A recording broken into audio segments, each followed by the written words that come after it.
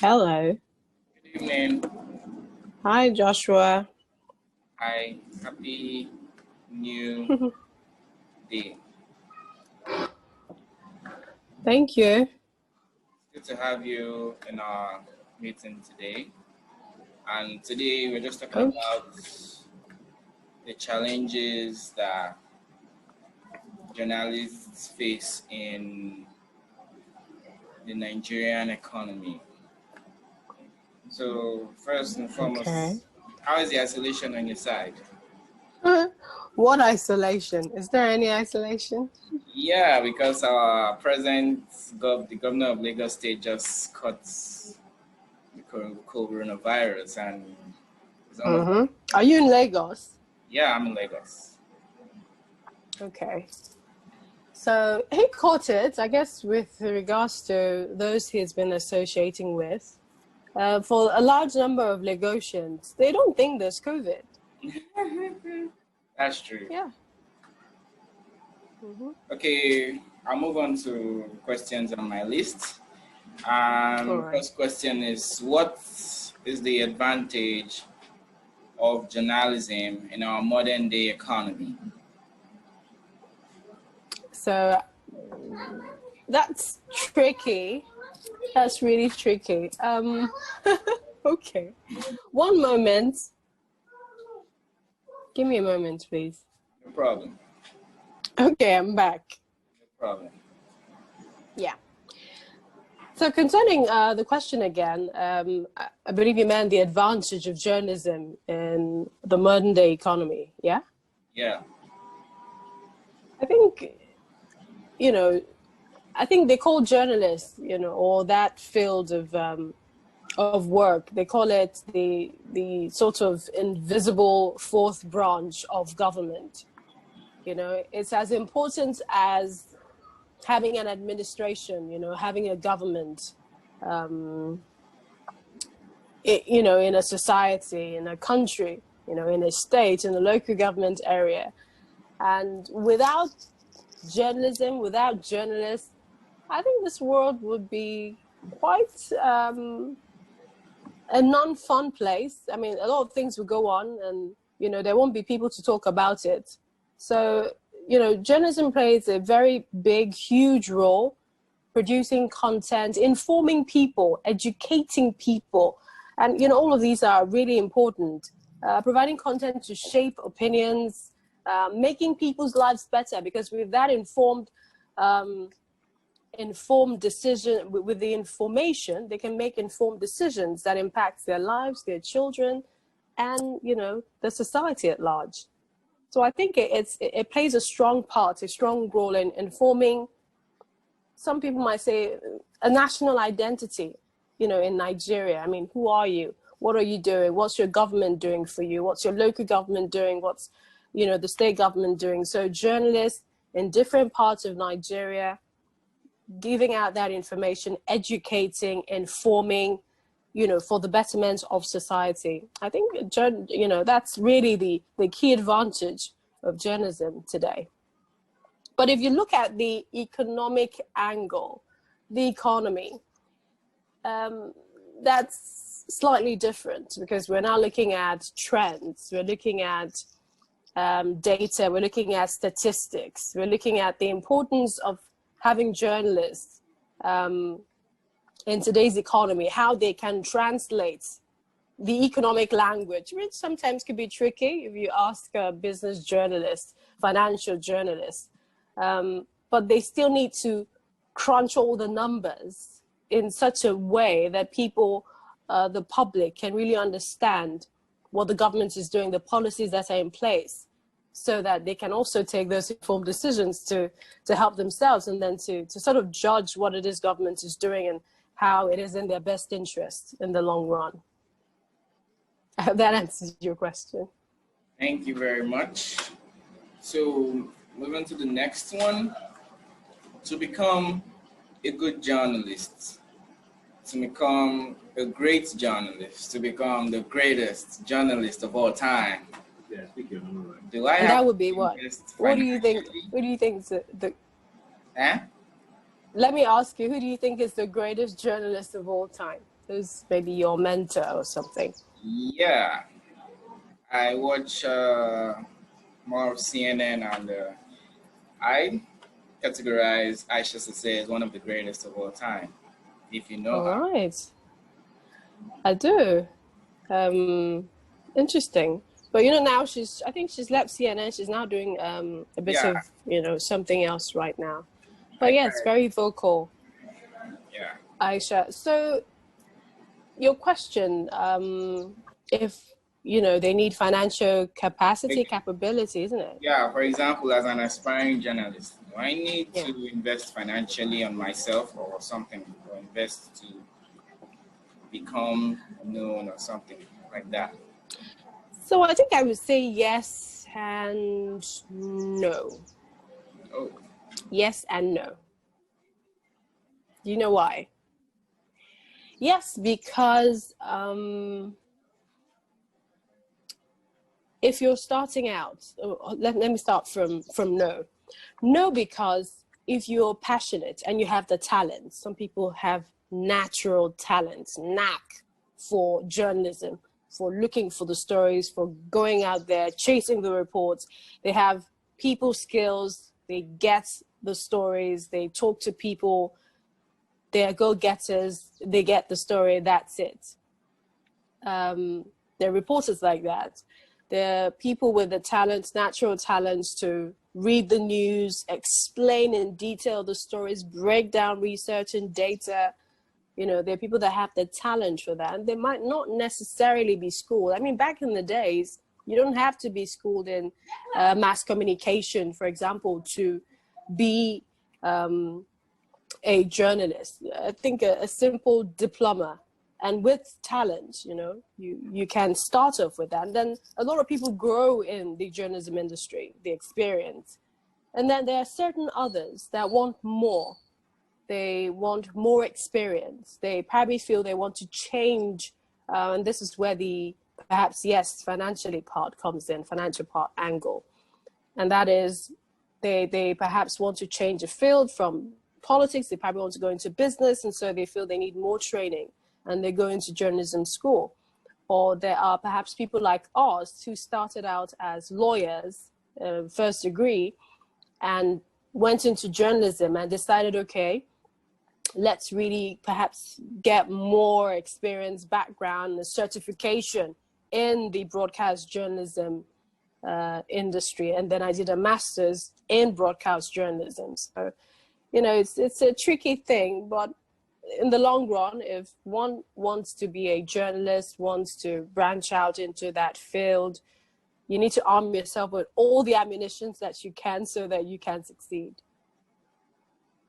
thank you very much.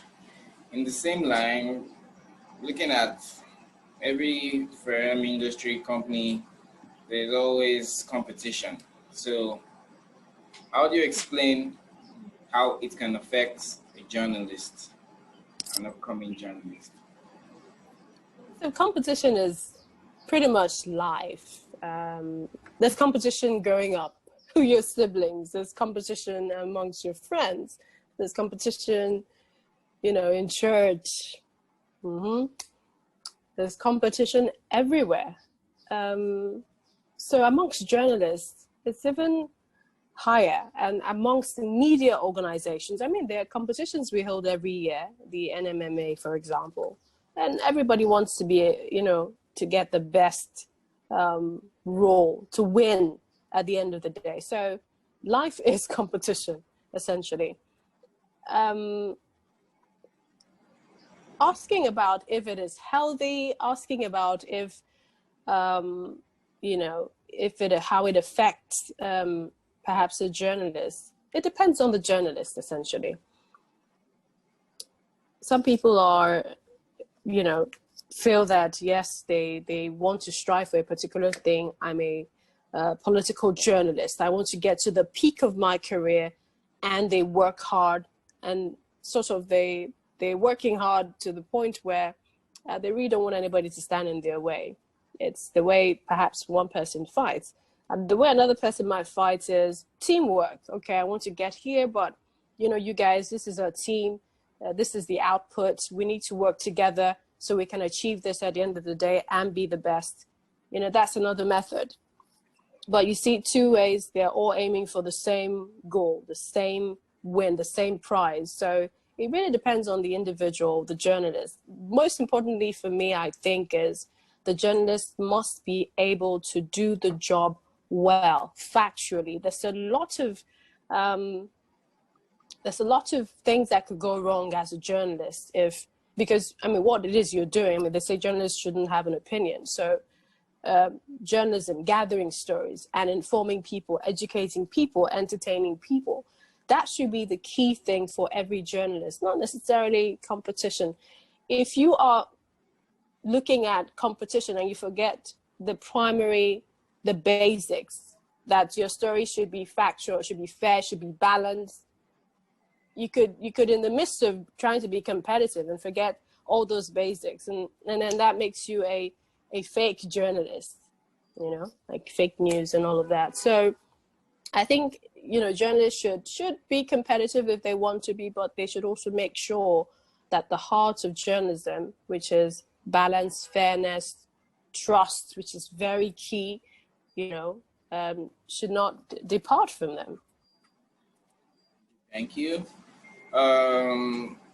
Today in our world, COVID-19 has affected everything, every business, every line, every stream of income and stuff like that. So how has COVID-19 affected journalism? So I think I'll use you as an example. Do you know why? Why? Because you said you're a digital journalist, right? Yeah. Exactly. So that's essentially what COVID did to a lot of people, a lot of organizations, and mostly a lot of journalists. We had the likes of CNN reporters presenting from their home. They became digital journalists all of a sudden from traditional media, television, yes. You know, a lot of people went online, started doing Instagram lives, Facebook lives. So, I mean, it's a lot of, in fact, some people would say that those that benefited during the COVID-19 pandemic were a lot of the, you know, Facebooks, the Google, because they sort of controlled the news. You know, if you wanted to see what was going on, a lot of that you would perhaps, you know, find out from them. So a lot of people became digital journalists. So the virus essentially did a lot of things. And, you know, apart from that angle, there's also the economic angle. A lot of people lost their jobs. A lot of journalists lost their jobs. It reduced advertising revenue for, I mean, a lot of traditional media, print, you know, and they all lost to social media platforms, if you understand what I mean. So that's the economic angle. And, you know, there's also the health crisis. Some people contracted COVID-19. Some journalists did because they were out there tracing the stories, putting themselves on the line and contracting the disease as well. And in Nigeria, we lost a few of our journalists to the coronavirus as well. So, I mean, it's sort of like a huge effect. Revenue, that's the economy. Many people becoming digital journalists. And I must also say, at some point, it perhaps gave room for a lot of misinformation, you know, what some people might call fake news. And this is because some people who felt they could do what journalists do, felt it was easy to just open up a portal, go online and start talking without facts, without checking. And, you know, which is why now there's the whole message to fact check what you're getting on WhatsApp, fact check the news you're getting on Facebook, fact check all of the news you're getting, essentially to make sure that you're also sharing the real news and not, you know, the fake news. And Mampa would say true news that is true. you know, and not fake news. So a proliferation of a lot of single productions, let's put it that way, and that's also due to the economic angle, what COVID had to do to journalism. I mean, it's nothing like we've ever seen before. Journalism, the media has always been, in Nigeria most especially, an industry that has struggled. And when I say struggle, I mean in terms of salaries, as at when do you paying your journalists salaries? We journalists have been accused of, you know, the brown envelope syndrome for many, I mean, like, since I can remember. So COVID really affected a lot of people like never before. I mean, it's really incredible. And people are just, I mean, we thought we're, you know, getting comfortable and coming out of it, and then we're hearing of a second wave again. I mean, what do you think is going to happen? We're looking at perhaps states in the north, for example, that are shutting down schools due to spiking cases. And we're looking at journalists who also have to go there, report, bring out the information of what's happening and why. I don't know. It's really incredible. Okay, that brings me to the last question on my list, which is almost relatable to the former question. What are the challenges journalists face, and what are the ways forward, solutions, stuff like that? So I would say journalists face, the key challenge is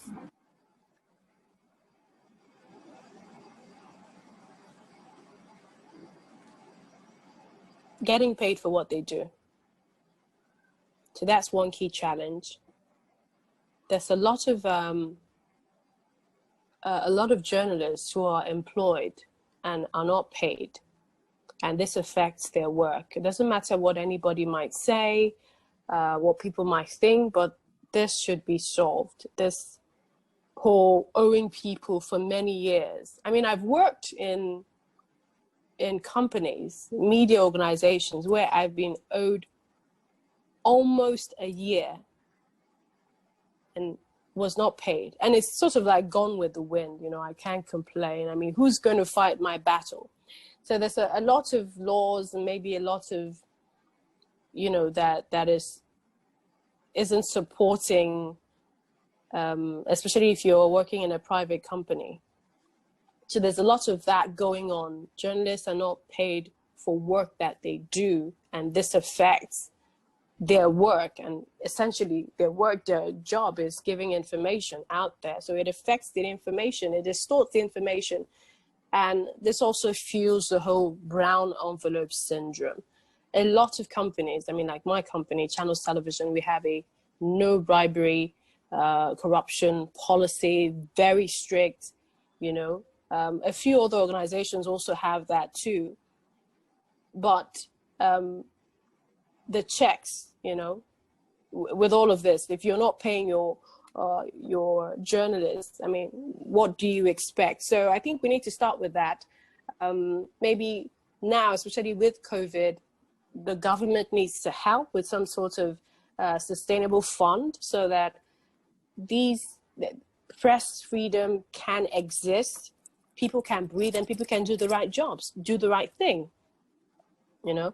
Because without that, without, you know, all of that, then people will still distort the information, or they will take information based on information supplied by their paymasters. And that's definitely not what we want. The people out there, the average Nigerians, everyone wants to know what is really happening. They want more investigative journalism. They want to know what's really happening in the different sectors in the economy. And it's the journalist, the fourth realm, that can actually get all that information out there, break it down for the average ordinary man, woman to understand. So there is that salary angle. There's also the lack of research, which is sort of intertwined in what I've just said.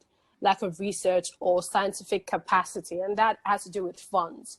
To do a proper research, to take a proper poll, you need funds.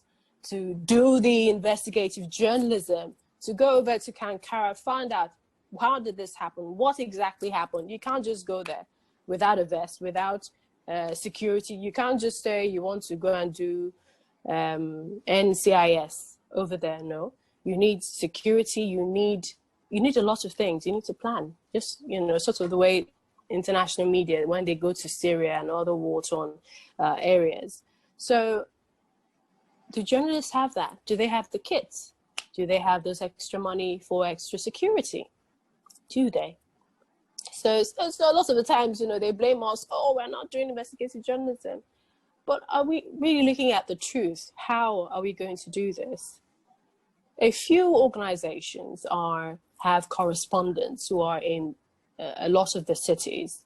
And these correspondents, try their best, with the resources that exist to really do all of these things.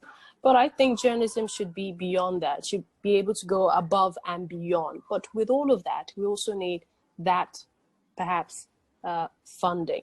So there is that, which affects the research and scientific capacity. A lot of people do a lot more of leaning on traditional, independent, sort of independent companies that help with research. So this is great as well. Also, confusing the medium with the message.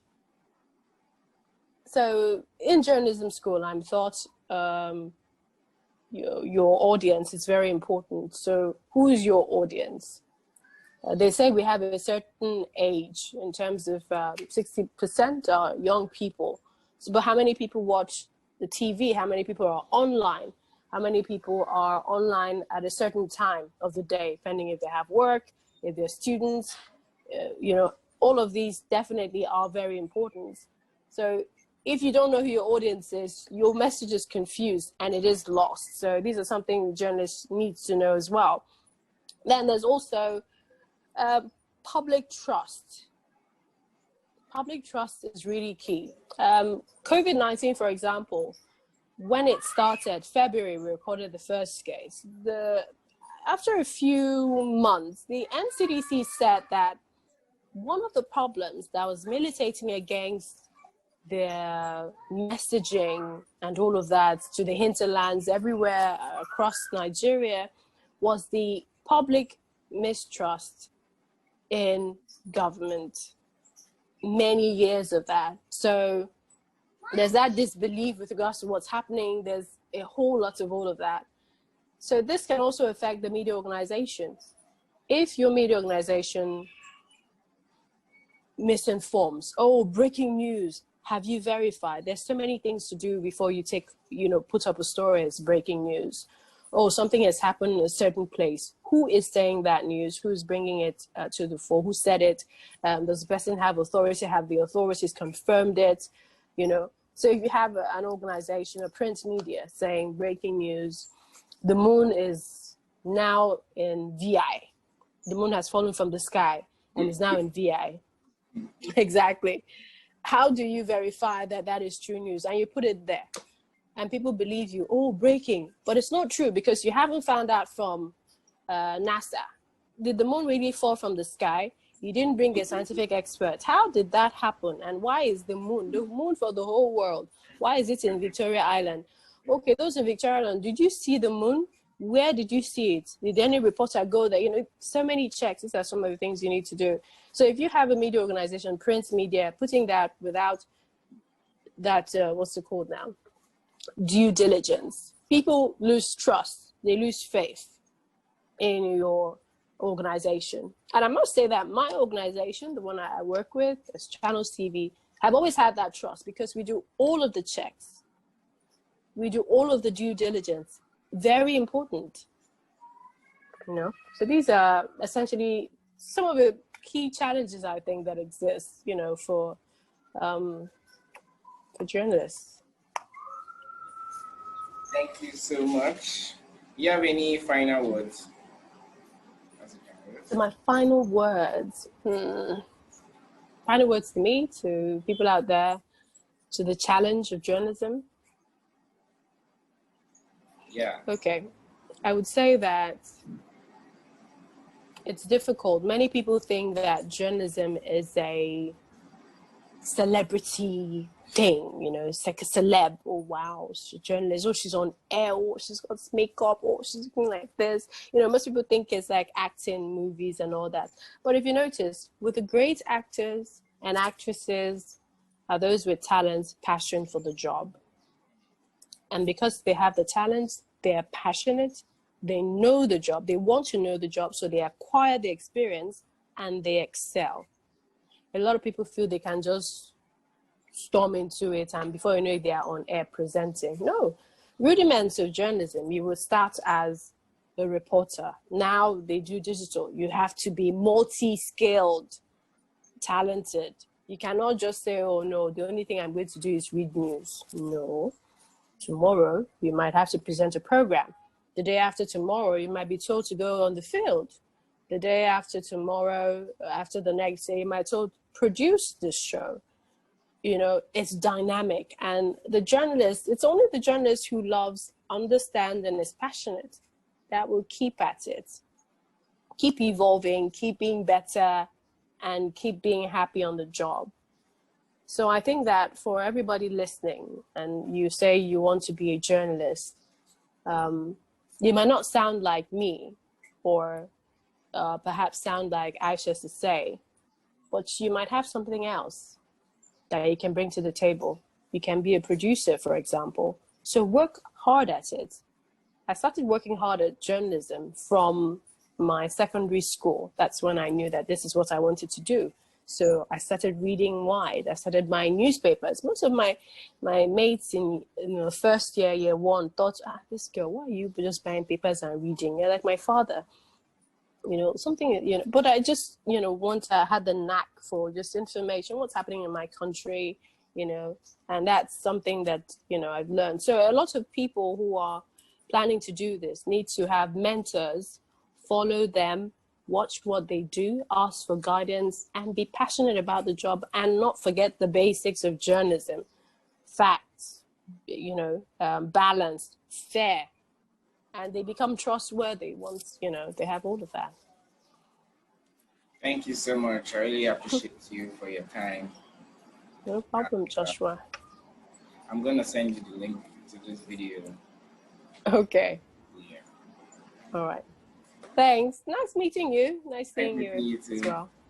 All right, then. Have a lovely day. And compliments of the season to you. Oh, same to you. Merry Christmas and Happy New Year. Have a holiday ahead. Thanks. You as well. Stay safe. Be safe too. Bye.